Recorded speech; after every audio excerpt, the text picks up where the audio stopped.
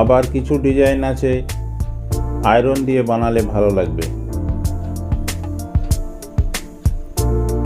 আমি আপনাদের বলবো আপনার বাড়ির কি পজিশন গ্রিলগুলি বানাতে হবে।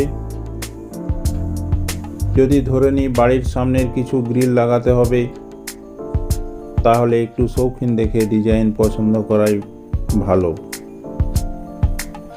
যদি মনে করেন বাড়ির পিছনের দিকে লাগাবেন, তাহলে সিম্পল ডিজাইন পছন্দ করে লাগান। আর সিঁড়ি কিংবা ব্যালকনির গ্রিলগুলি সাধারণত স্টিলের বেশি লাগিয়ে থাকে,